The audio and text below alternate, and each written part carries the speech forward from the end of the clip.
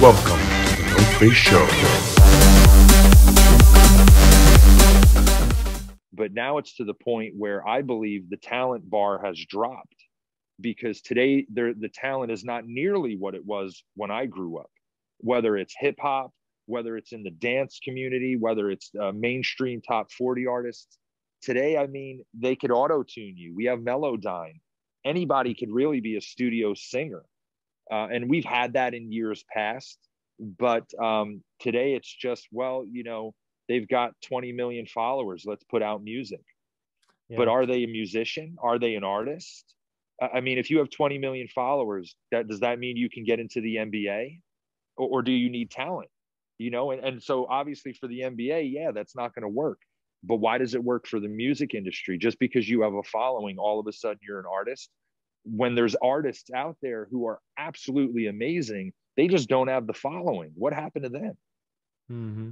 That's really interesting that you mentioned that. And with influencers having so much influence in their audiences, you have those now new influencers that are beginning to become artists, and vice versa, artists that have to become influencers so they can get recognized in the industry.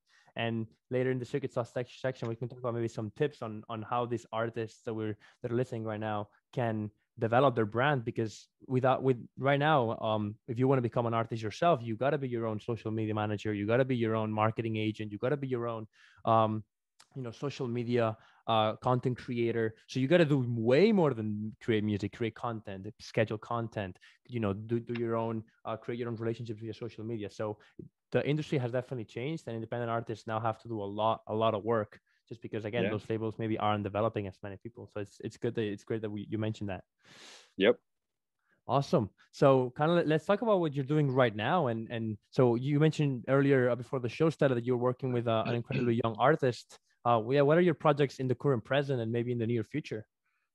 Yes. So, I mean, I'm always working with artists at some level, because I have interns that are out there scouring the internet. I'm always looking for something. I constantly get text messages and emails from managers and from labels and from random strangers. I don't know how they get my phone number.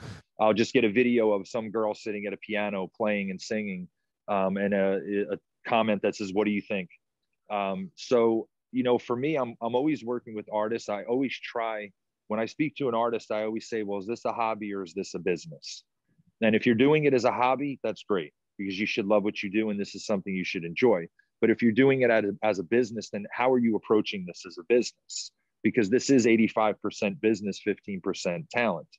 So, I'm always working with artists, trying to move them closer to their goal at some level, and just trying to give them a new perspective of saying, well, you're putting out music, but no one's hearing it. So, how do we maybe put out less music, but get it heard more?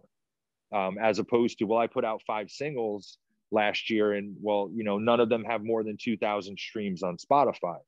It seems like a waste. How about we just put out 2 singles and try to get them a couple 100,000 streams? So for me, I always try to help artists on the business side, because that's what they seem to lack the most.